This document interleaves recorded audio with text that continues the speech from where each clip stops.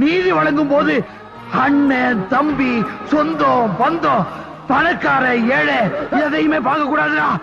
நாயத்தை மட்டும் தான்டா சொல்லணும். வணக்கம் தமிழா. இன்னைக்கு ஒரு முக்கியமான விஷயத்தை பத்தி பேச போறோம். விஷயம் மட்டும் இல்ல, இந்த 2024க்கான நாடாளுமன்ற தேர்தல் நடந்து முடிஞ்சு எல்லாமே இன்னைக்கு பதவி ஏற்றிருக்காங்க. இந்த பதவி ஏற்கணும், அதுக்காக தான் நான் வெயிட் பண்ணிட்டு இருந்தோம். இன்னைக்கு முக்கியமான ஒரு 2 விஷயத்தை பத்தி பேச போறோம். அதாவது இவிஎம் மிஷினால் ஜெயித்த பாஜக, அதுக்கப்புறம் திமுக, இதை பத்தியும் இன்னைக்கு மக்களவையில பதவி ஏற்றுக்கிட்டாங்க. நிறைய நம்ம தமிழ்நாட்டை சேர்ந்த 40 எம்பிக்கள் பதவி ஏற்றுக்கிட்டாங்க. அது மட்டும் இல்லாம மொத்தமா இந்தியாவில இருந்து ஜெயிச்ச மொத்தம் 543 பேருமே இன்னைக்கு பதவி ஏற்றுக்கிறாங்க. பதவி ஏற்று நடந்திருக்கும் போது அங்க நடந்த கூத்துகளையும் இதை பத்தி தான் இன்னைக்கு பார்க்க போறோம். இதை பார்க்கறதுக்கு முன்னால இவிஎம் மிஷினை பத்தி கொஞ்சம் நம்ம சொல்லணும்னு நான் ஆசைப்படுறேன். ஏற்கனவே இவிஎம் மிஷினை பத்தி பெரிய வீடியோ ஒன்று நான் போட்டுட்டேன். இருந்தாலும் நான் திருப்பி சொல்ல வேண்டியது என் கடமை.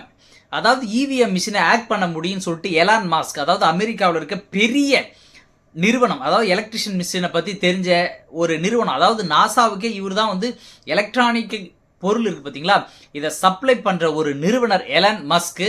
இந்த உலகத்தின் தலை சிறந்த கோடீஸ்வரர்களில் ஒருவரான எலான் மஸ்க் அவர் சொல்கிறாரு, என்ன சொல்கிறாருன்னா, இவிஎம் மிஷினை ஹேக் பண்ண முடியும் அப்படின்னு சொல்கிறாரு. நம்மளுக்கு தொடர்ந்து ஆதிக்கத்திலிருந்தே இந்த இவிஎம் மிஷின் மேலே நம்மளுக்கு ஈடுபாடு கிடையாது. இந்த இவிஎம் மிஷினால் ஒரு எலெக்ஷன் நடந்தால், அந்த தேர்தல் நடந்தால் அது நேர்மையான தேர்தலாக இருக்காது அப்படின்னு சொல்லிட்டு நம்ம ஆரம்பத்திலிருந்தே சொல்லிட்டு இருக்கோம். சொல்லும் பொழுது இந்த தேர்தலும் நடந்து முடிஞ்சிருச்சு. அதற்கான மக்களவை உறுப்பினர்களும் தகுதி செய்து இன்னைக்கு பதவி ஏற்றுட்டாங்க. இதில் எனக்கு சில பல கேள்விகள் இருக்கு. அதனால தான் இல்லை இத்தனை நாள் நான் வீடியோ போடல இந்த தேர்தலை பற்றியும். போடாததுக்கு காரணமே இந்த சில பல கேள்விகள். இப்போ திமுக அமைச்சர்களும் காங்கிரஸ் கட்சியை சார்ந்தவர்களும் அந்த கூட்டணி கட்சியை சார்ந்தவர்களும் சரி, நாங்கள் இத்தனை இடத்துல ஜெயிச்சிட்டோம் அப்படின்னு சொல்லிட்டு நெஞ்ச நிமித்தி பேசிட்டு இருக்காங்க. நாங்கள் இத்தனை இடத்துல ஜெயிச்சிட்டோம் பார்த்தீங்களா அப்படின்னு சொல்கிறேன். நீங்கள் இவிஎம் மிஷினையும் ஏற்றுக்கொள்கிறீர்கள் என்றுதான் அர்த்தம். அதாவது பாஜக ஜெயிச்சிடுச்சு. ஆனா நீங்க அதுக்கு முன்னாடி என்ன சொன்னீங்க, இவிஎம் மிஷின் ஹேக் ஆகுதுன்னு சொன்னீங்க. என்னுடைய நிலைப்பாடு எதுன்னு கேட்டால், இந்த சேனலோட நிலைப்பாடு என்னன்னா, இவிஎம் மிஷினால வெற்றி பெற்றால் காங்கிரஸ் அதை ஏற்றுக்கொள்ளாது, திமுக அதை ஏற்றுக்கொள்ளாது என்றுதான் நாங்கள் நினைத்தோம். ஆனால் அந்த இவிஎம் மிஷினால் கிடைத்த வெற்றியை சர்வசாதாரணமாக நாங்கள் 40க்கு 40 ஜெயித்து விட்டோம். காங்கிரஸ் எம்பி சொல்றாரு, மக்களுக்கு எங்களுக்கு இவ்வளோ ஆதரவு கொடுத்துருக்காங்க அப்படின்னு சொல்லிட்டு நீங்க நம்புறீங்க. ஆகையால் இவிஎம் மிஷினை நீங்க ஏத்துக்கிறீங்க. இதுல எனக்கு என்ன புரியுதுன்னா, நீங்க ஜெயிக்கணும் இந்த மாதிரி நீங்க பேசணும் என்ற ஒரு எண்ணத்தோடு தான் பாஜக, எப்படி இந்த பாஜக என்ற பெரிய சிங்கம் முதல்ல இருக்கிற எல்லாமே அதுதான், உங்களை நம்ப வைக்கிறதுக்காக தான் உங்களை ஜெயிக்க வச்சாங்கன்ற அடிப்படை அறிவு கூட இல்லாமல் நாங்க இத்தனை இடத்துல ஜெயிச்சுட்டு பாத்தியா, தமிழ்நாட்டில் ஒரு இடம் கூட பிஜேபி வர முடியாம போச்சு பாத்தியா. முக்கியமா அயோத்தி தொகுதியிலேயே பிஜேபி வீழ்வதற்கான காரணம் உங்களை எல்லாம் இந்த மாதிரி ஏமாத்தணும், இவிஎம் மிஷினை இதுக்கு மேல மக்கள் நம்பணும், இதுக்கு மேல நாங்களே தான் ஆட்சி கட்டில் அமர வேண்டும் என்று உங்களை சர்வ சாதாரணமாக பிஜேபி ஏமாற்றுகிறது. இந்த ஏமாற்று வேலை கூட தெரியாமல் நீங்க இத்தனை இடத்துல நாங்க ஜெயிச்சிட்டோம், மக்கள் எங்களுக்கு வாக்களிச்சுட்டாங்க, அப்ப மக்கள் அளித்த வாக்குகளை இவிஎம் மிஷின் வழியாக நீங்க ஏற்றுக்கொள்கிறீர்கள். ஆக நீங்க இவிஎம் மிஷினை ஏத்துக்கிறீங்க. ஆக இதுக்கு மேல இவிஎம் தடையை பற்றி நீங்கள் பேசக்கூடாது. அப்போ இருக்கிற வரைக்கும் இதுக்கு மேல எந்த ஒரு மற்ற ஆட்சி எதுவுமே இந்தியாவில் வராது. இதுக்கு மேல பிஜேபி ஆட்சி தான். ஏன்னு கேட்டால் நம்ம இதுல பிஜேபி விமர்சனம் பண்ணவே கூடாது. ஜெயித்த அத்தனை பேரும் 235 பேர் யாரோ எதிர்கட்சியில் ஜெயிச்சாங்க பத்தியா, இந்தியா கூட்டணியில் அத்தனை பேரும் சொல்லியிருக்கணும், இது இவிஎம் மிஷினால் வந்த வெற்றி, இது எங்களுக்கு தேவைப்படாது.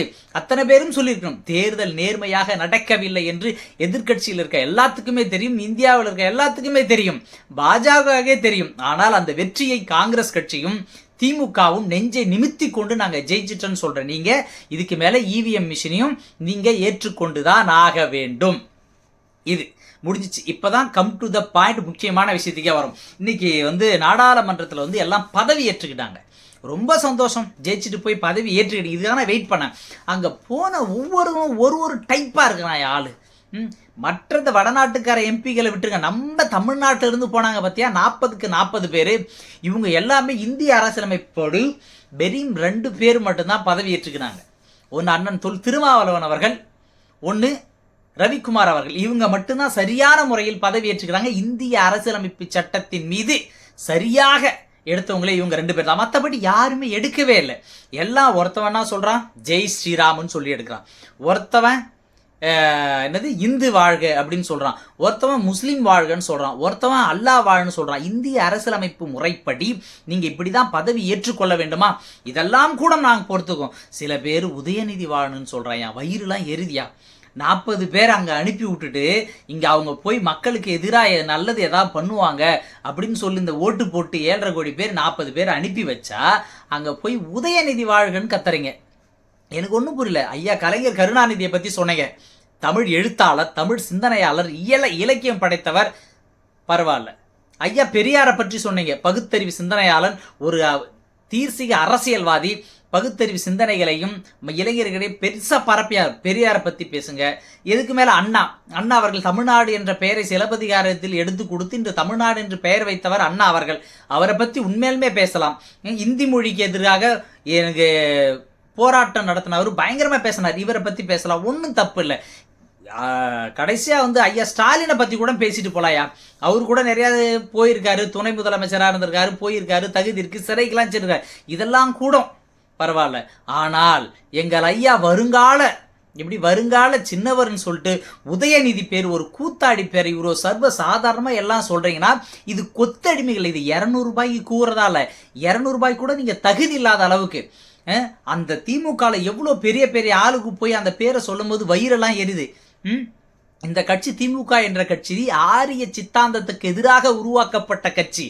ஆனால் நீங்கள் அங்க போய் உதயநிதி வாழ்கன்னு சொல்றீங்க. ஒரு குடும்பமான கட்சி, ஒரு குடும்பம் வாழ்வதற்காக உருவாக்கப்பட்ட கட்சியாக திமுகவை நீங்க உருவாக்கிட்டீங்க. உண்மையுமே ஜெயரட்சகன் எவ்வளவு பெரிய ஆளு.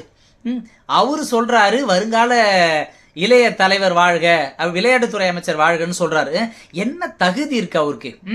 திமுக எத்தனையோ தகுதி வாழ்ந்த தலைவர்கள்லாம் இருக்காங்க. தமிழ்நாட்டில் எத்தனையோ தலைவர்கள், அவங்கள பத்தி எதுவுமே பேசாம உதயநிதி வாழ்க, மற்றவங்க எல்லா பேரும் எடுத்துக்கலாம். உதயநிதி என்ன உங்களை வாழ்த்திட்டாரு. அவரு கொடுக்குற பணத்துக்கு மேல கூவுறீங்க. வெக்கமால அசிங்கமால. எத்தனையோ தமிழ் தலைவர், அயோத்திதாச பண்டிதர், கக்கனு, மாப்போசி இருக்காரு, முத்துராமலிங்க தேவர் இருக்காரு, ரட்டமலை சீனிவாசன் இருக்காரு. இத்தனை தமிழ் தலைவர்கள், வீரபாண்டிய கட்டபொம்மன், வேலு நாச்சியார், இவங்க மேல தமிழ் மீது சத்தியமாக எத்தனையோ தமிழ் தலைவர்கள், தலை சிறந்த தலைவர்களாம் இருக்காங்க. இவங்கெல்லாம் விட்டுப்புட்டு உதயநிதியா? தமிழ்நாட்டுக்குன்னு ஒரு அரசியல் பண்பாடு நாகரிகம் ஒன்று இருக்கு. இந்த உலக அரசியலை எடுத்துக்கிட்டாலும் சரி, இந்திய அரசியலை எடுத்துக்கிட்டாலும் சரி, தமிழ்நாட்டுக்குன்னு ஒரு அரசியல் பாரம்பரியம் இருக்கு. அதை விட்டுப்புட்டு நீங்க உதயநிதி வாழ்கன்னு சொல்றீங்க. வெக்கமா இல்லை உங்களுக்குலாம்? ஒரு யாரையா உதயநிதி? உதயநிதி ஒரு ஆள்னு நீங்க உதயநிதி வாழ்கன்னு சொல்றீங்க. உங்களுக்கு வெக்கம், மானம்? இது தமிழ்நாட்டுக்காக இல்ல, சென்னையை காக்க முடியும், என் தலையை எடுத்துக்க அப்படின்னு சொல்லி மாப்போசி சொன்னார். அவரு பேரை உங்களுக்கு சொல்ல முடியல. நேர்மையை காத்த அந்த வீரபாண்டிய கட்டபொம்மனுடைய பேரை சொல்ல முடியல. கடைசியா உதயநிதி பேரை சொல்றீங்க. அடிமைகளா இருங்க. ஆனா இந்த அளவுக்கு நான் அடிமையா இருக்கிறேன் என்று தெரியாமலே திமுக காரங்க உண்மையுமே அடிமையின் உச்சத்தில் இருக்காங்க. இது கூட தெரியாத சில பேர் இல்ல, திமுக இன்னும் ஓட்டு போட்டுதான் அவங்க இந்த 40 பேர் அனுப்பி வச்சிருக்காங்க. அடிமையா இருக்கிறதே உணராம இருக்காங்க. இதுல வேற சமூக நீதி பேசுறது, மக்களுக்கு நாங்க தான் எல்லாத்தையும் பண்றேன்னு சொல்லிட்டு பெருமையா பேசி அதெல்லாம் இருந்துச்சு. ஆனா இப்ப கிடையாது. திமுகன்ற ஒரு கட்சிக்கு சமூக நீதி, சிந்தனை, செயல்பாடு எல்லாமே இருந்துச்சு. ஆனா இப்பொழுது கிடையாது. இப்போ திமுக இருக்க எல்லாமே அடிமையா, அந்த அமைச்சர்கள் 40 பேரும் அடிமையா தான் இருக்காங்க. ஜெயிச்ச எம்எல்ஏக்களும் அந்த ஒரு வீட்டு, அந்த ஒரு கோகுலாபுரமே அந்த வீடு வளர்ச்சி அடைகிறதுக்காக இங்க இருக்க 7.5 கோடி பேரும் கஷ்டப்பட்டு இது பண்ணிட்டு இருக்காங்க. வாழ்க தமிழ், வளர்க இந்தியா. நன்றி, வணக்கம். நம்ம சேனலை சப்ஸ்கிரைபர் பண்ணி வச்சுங்க. நன்றி.